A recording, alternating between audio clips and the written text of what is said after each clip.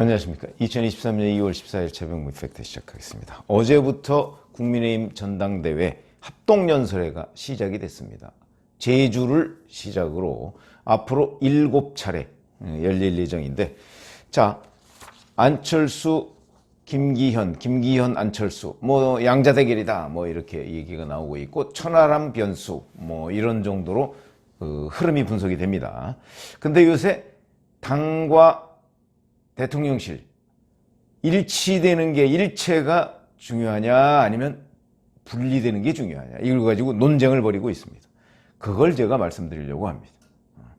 정파적으로 뭐 예를 들어서 뭐 민주당은 민주당, 국민의힘은 국민의힘 뭐 이렇게 해서 서로 싸우기도 하고, 지금은 국민의힘 내부에서 당정 일체가 맞는 얘기냐 아니면 분리가 맞는 얘기냐를 가지고 논쟁을 벌이고 있는데, 그래서 이제 자기가 누구를 지지하느냐에 따라서 예를 들어서 뭐 윤석열 대통령을 지지하면 장제원 의원이 띄운 당정 일체론, 그래 그게 맞는 거지. 응? 당이 대통령실과 거꾸로 가면 되겠어? 맞는 얘기죠. 그러나 그 반대, 예를 들어서 비윤이나 또 이쪽에 서 있는 사람들은 뭔 소리야, 옛날에 뭐 여의도 청와대의 여의도 출장소 뭐 갈라파고스 정당 뭐 이런 거 몰랐어? 뭐 또 이렇게 얘기가 나오기도 하고, 그것도 맞는 얘기입니다. 자, 그래서 뭐가 맞느냐 하는 거를 제가 말씀을 드리려고 합니다. 안철수 후보 어저께 첫 번째 연설 주자였죠. 내년 총선에서 민주당을 괴멸시킬 것이다. 힘 빌려 줄 세우기 시키고 혼자 힘으로 설 수 없는 당대표로는 내년 총선에서 이길 수 없다. 김기현 의원 얘기를 하는 거죠. 반면에 마지막 연설 주자로 김기현이 나와서 이렇게 얘기합니다. 대통령과 당대표는 공조 협력해야 하는 부부관계지 따로 사는 별거 관계가 아니다. 대통령과 손발이 맞는 힘있는 대표가 되어야 이 일을 제대로 할 것 아닌가. 당정 분리라고 하면서 당 지도부가 대통령을 견제해야 된다고 하면 우리가 왜 여당을 하느냐, 이렇게 얘기를 하고 있고, 자, 바로 김장연대라고 김기현 후보를 물밑에서 총력 지원하고 있는 장제원 의원이 어제 기자들하고 만나서 이런 얘기를 했습니다. 당정이 하나가 되지 못하고 계속 충돌했을 때 정권에 얼마나 큰 부담이 됐는지 우리 정당 역사가 증명하고 있다. 당정 분리를 처음 도입한 분이 노무현 전 대통령이었는데, 이후 노 대통령도 이 문제는 다시 한번 생각해야 한다고 얘기하지 않았느냐, 이렇게 얘기를 했습니다. 그러면 장제원 의원이 얘기한 이 마지막 부분은 최근 대통령실에서 뭐 이런저런 전파하고 있는 칼럼이 하나 있는데요. 동아일보의 김순덕 칼럼입니다. 그 칼럼에 보면 노무현 대통령이 임기 말에 당청 분리를 후회했다, 이런 내용이 요지입니다. 이게 이제 이걸 용산 대통령실에서 지금 열심히 전파하고 돌리고 있습니다. 그러니까 당청은 일체돼야 된다, 이런 주장이죠. 자, 그러면 제가 여기서 당청이 일체된 내는 우리 헌정사에서 보면 김대중 정부 때까지입니다. 김대중 대통령은 총재를 겸했죠. 당에 새정치국민의 총재를 겸했습니다.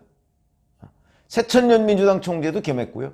그래서 아마 그때 기억나시는 분들 계실 텐데, 그때 집권당 총재는 총재가 아니고 총재 권한대행이었습니다. 김대중 총재의 당은, 대통령은 청와대 가서 근무하니까 당은 총재 권한대행, 그래서 첫 총재 권한대행이 조세형 총재 권한대행이었고요. 제가 그때 거기 출입기자였습니다. 조세형 대행 담당이었죠, 총재 대행. 조세형 총재 권한대행 아무런 힘이 없습니다. 오로지 김대중 대통령만 쳐다보고 있는 거죠. 그냥 뭐 무슨 연락병 정도? 뭐 그 정도의 역할. 그리고 총재 비서실장 뭐 이런 사람이 당에 나와 있습니다. 그거는 청와대 대통령 비서실장 외에 당에도 그 대통령이 총재를 겸하고 있으니까 그 사람의 비서실장이 나와 있습니다. 정치인이죠, 그 사람은. 그러니까 이게 이제 당청 일체입니다. 그래서 그때부터 나오는 얘기가 당이 청와대의 여의도 출장소다. 이렇게 얘기가 나오고, 그러다 보니까 이제 청와대는 그러면 민심을 제대로 아느냐, 제대로 읽는, 왜냐면 청와대가 시키는 대로 당이 해야 되니까. 근데 청와대 근무한 사람들 한번 얘기를 들어보시면 아시지만 지금 대통령실도 마찬가지죠. 청와대와 대통령실은 민심을 모르는 경우가 아주 많습니다. 예를 들어서 김대중 대통령 시절에 홍삼 트리오, 김대중 대통령의 세 아들과 관련한 비리가 언론에도 보도되고 뭐 이랬는데 청와대 몰랐습니다. 제대로 몰랐습니다. 아니라는 것만 계속 보고가 올라가니까. 청와대 지금 대통령실 마찬가지일 거라고 저는 짐작이 됩니다. 저희들의 취재 경험을 보면 대통령한테 좋은 얘기만 보고가 됩니다. 나머지는 보고 안 됩니다. 그래서 박정희 대통령 시절에도 마찬가지고 자꾸 본인이 노력을 해서 본인하고 반대되는 의견도 들으려고 노력하지 않으면 갈라파고스가 된다는 거죠. 어떻게 돌아가는지 모릅니다. 그 대표적인 사례가 그런 거 아닙니까? 1988년 총선 앞두고 노태우의 청와대 총선에서 민정당이 너무 많은 숫자가 당선될 가능성이 높다고 해서 자기네들끼리 걱정하고 있습니다. 어떻게 됐습니까? 여소야대 됐습니다. 얼마나 민심을 모르면. 아니, 청와대와 대통령실은 그렇게 민심을 모르는 구조로 되어 있습니다. 저부터도 예를 들어서 대통령실에서 해서 뭐 대통령하고 독대할 기회가 있었다. 그 앞에서, 아니, 독대라면 자기 솔직한 얘기를 할 수가 있습니다. 그런데 대개 대통령과 독대는 없습니다. 비서실장이나 누가 배석을 합니다. 그럼 비서실장이 배석한 사람이 알죠? 누군가 배석한 상태에서 어떤 사람이 정직하게 지금 대통령이 뭘 잘못하고 있다는 것을 얘기 안 합니다. 얘기해봤자 자기만 손해인데요.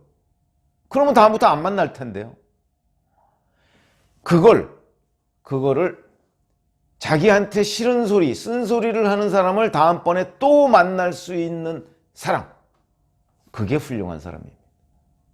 우리나라 역대 대통령 중에 있었습니다. 그런데 대개의 경우는 그렇게 못합니다. 인상이 벌써 확 찌그러지면 그걸 주선하는 뭐 대통령 비서실장이나 이런 사람들이 다음부터 그 사람 안 부릅니다.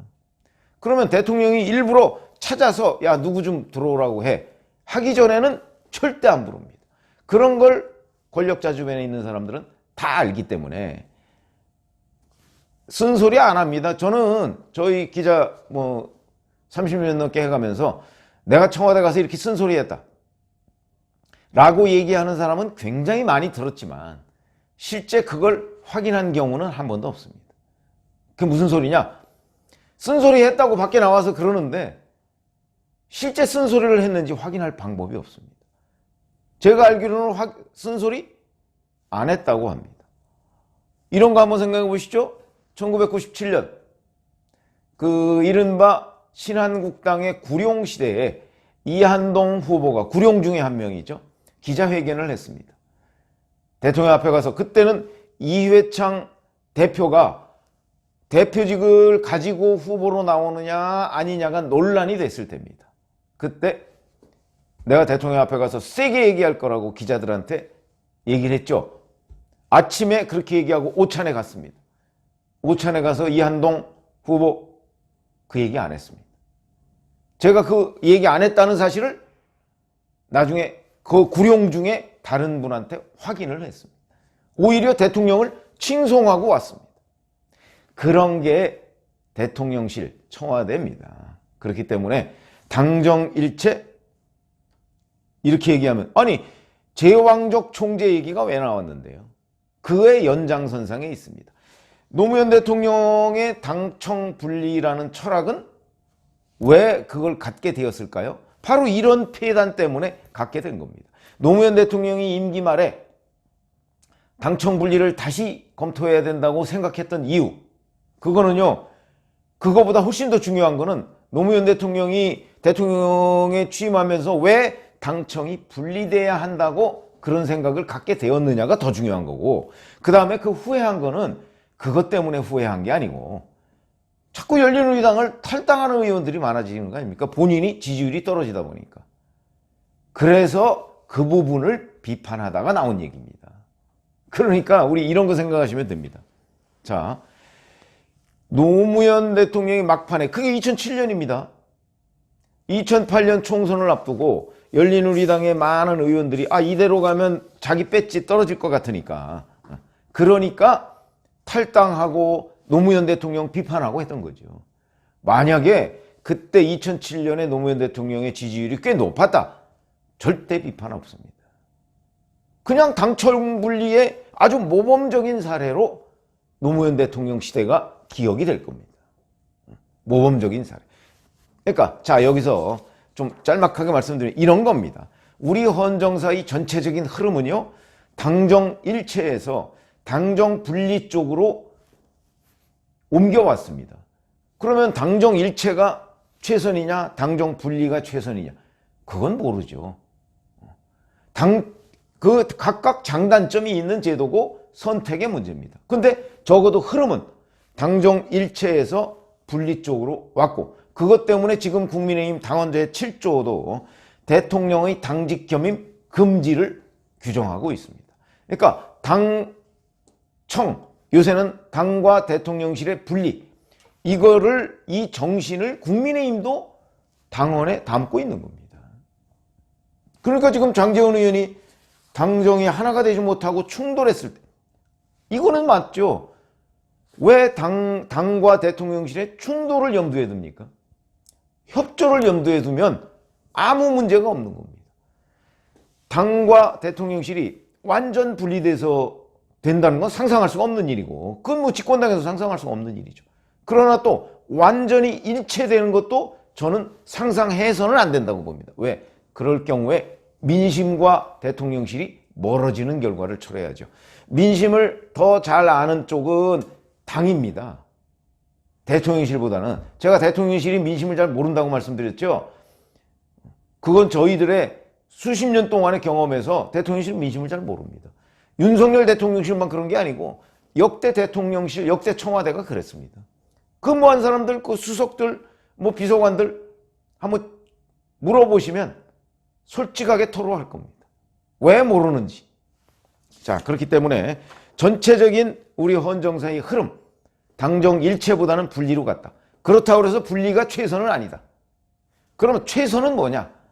이건 이제 약간 이론적인 부분입니다. 무슨 얘기냐면 당과 대통령실이 협조 관계를 유지하는 거죠. 그래서 당정회의라는 것이 있는 겁니다. 당정 일체면은 당정회의 할 필요가 없죠. 대통령실에서 지시하면 당이 그냥 이행하면 되니까. 근데 그렇지가 않거든요. 그렇기 때문에 당정이 협조해서 예를 들어서 대통령과 아니면 뭐 당의 대표가 수시로 만나서, 또는 대통령 비서실장과 총리와 당 대표가 만나서 이 문제는 어떻게 처리하고 저 문제는 어떻게 처리하고 하는 것을 논의하면 되죠. 그러나 그거 논의가 없이 사사건건 충돌한다, 이건 말이 안 되는 거죠. 근데 지금 얘기하는 거는 바로 한쪽은 완전 일방통행식의 그 여의도 출장소 개념으로 얘기를 하고 있고, 한쪽은 그게 아니고 완전 충돌하는 개념으로 얘기하고 있고, 당과 대통령실의 바람직한 관계는요, 지금 얘기하는 양극단이 아니고 그 중간 어디쯤에 있는 겁니다. 그러니까 당과 대통령실이 협조할 수 협조하면서 국정을 이끌어가면 되는 거죠. 책임도 지고요. 그렇기 때문에 지금 김기현, 안철수, 김기현 두 사람이 싸우고 있는 부분은 어느 한쪽 극단의 경우를 상정하고 상대를 공격하고 있는 것에 불과하지, 장제원 의원이 얘기하는 것도 마찬가지입니다. 일방적으로 김기현 의원을 두둔하는 거에 불과하지, 실질적으로 바람직한 당과 대통령실의 관계를 설정하고 제시하고 있는 건 아니다.